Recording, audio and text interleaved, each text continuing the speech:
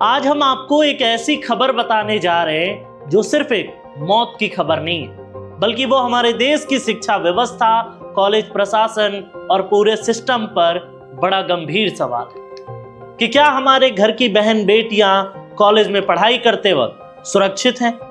क्योंकि ऐसी ही एक खबर हिमाचल प्रदेश के धर्मशाला स्थित राजकीय महाविद्यालय से आई है, जहां एक 19 साल की छात्रा जिसे सपने देखने थे, पढ़ना था, आगे बढ़ना था, वह डिप्रेशन में, प्रताड़ना और कथित यौन उत्पीड़न के बोझ तले टूट गई और आखिरकार 26 दिसंबर को उसने इस दुनिया को अलविदा कह दिया। परिवार का आरोप है कि छात्रा को कॉलेज में सीनियर छात्राओं द्वारा लगातार रैगिंग किया जा रहा था। उसे जाति के नाम पर बुलाया गया, उसके बाल काटे गए, उसे अपमानित किया गया और यह सब इतना बढ़ गया कि वह गहरे मानसिक तनाव में चली गई।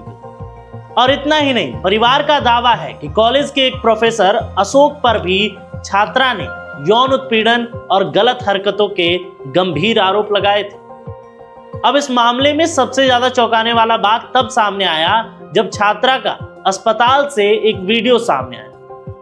वीडियो में छात्रा अस्पताल के बेड पर लेटी हुई है।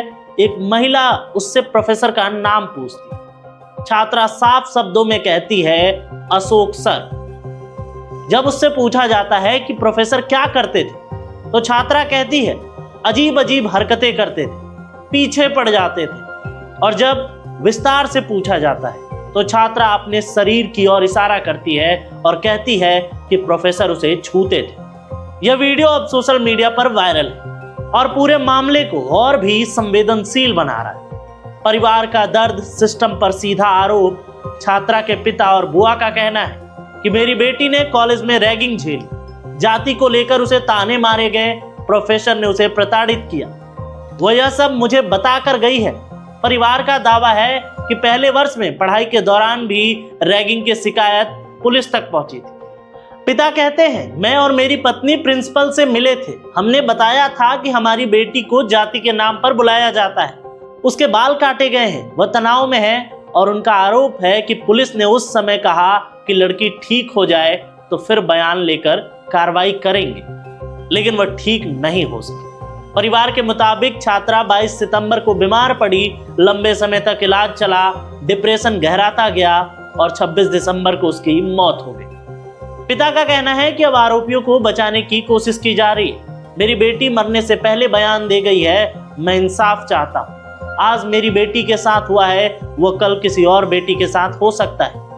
और ये मामला तब और गंभीर हो गया जब एक और वीडियो आया, जिसमें नए सवाल के बीच छात्रा का वीडियो सामने आया और उस वीडियो में उसकी बीमारी के दौरान का हालिया बयां किया गया है। इस वीडियो में छात्रा एक महिला के पूछने पर प्रोफेसर को अच्छा बता रही है, लेकिन कुछ सहपाठियों पर नाराजगी जाहिर कर रही है। एक दीदी ने कॉलेज में ना है ना, वह यह भी कहती है कि सिर पर बोतल से मारा गया है।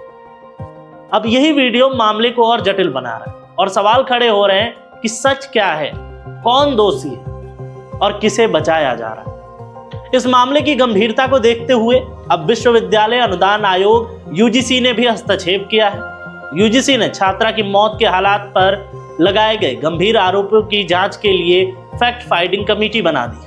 यूजीसी ने साफ कहा है कि इस दुखद घटना को गंभीरता से लिया गया है, दोषियों को बख्शा नहीं जाएगा। साथ ही उन्होंने कहा कि छात्रों की सुरक्षा सर्वोपरि है, कानूनी कार्रवाई की जाएगी और एससी आयोग की भी इस पर नजर है। इसी कॉलेज के एक प्रोफेसर पर यौन उत्पीड़न का मामला दर्ज कर लिया गया है और आगे की कानूनी कार्रवाई की जा रही है। वहीं इस मामले पर हिमाचल प्रदेश के अनुसूचित जाति आयोग के चेयरमैन कुलदीप कुमार धीमान ने कहा कि अब मामला हमारे संज्ञान में है, मैंने रिपोर्ट मांगी है, किसी भी तरह का भेदभाव बर्दाश्त नहीं किया जाएगा। अब इस मामले में कॉलेज और पुलिस दोनों के रवैये सवालों के घेरे में है। एफआईआर में क्या क्या धाराएं लगी हैं? छात्रा के पिता विक्रम कुमार की शिकायत पर धर्मशाला पुलिस ने भारतीय न्याय संहिता की धाराएं 75, 115(2) और 3(5) लगाई है, जो यौन उत्पीड़न, जानबूझकर चोट और सामान्य इरादे से जुड़ी है। इसके साथ ही हिमाचल प्रदेश शैक्षणिक संस्थान रैगिंग निषेध अधिनियम 2009 की धारा 3 भी जोड़ी गई है। इसके साथ ही हिमाचल प्रदेश शैक्षणिक संस्थान रैगिंग निषेध अधिनियम 2009 की धारा 3 भी जोड़ी गई है। और सबसे बड़ा सवाल कि क्या इंसाफ मिलेगा?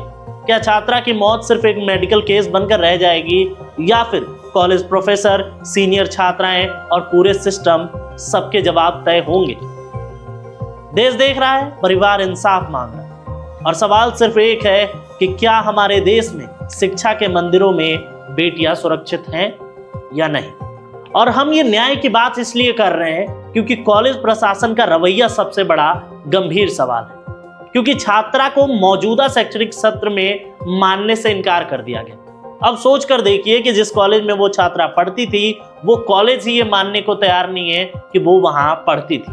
अब इसी से समझ जाइए कि किसे बचाया जा रहा था और किस पर आरोप हो सकते हैं, या आप तय कीजिए।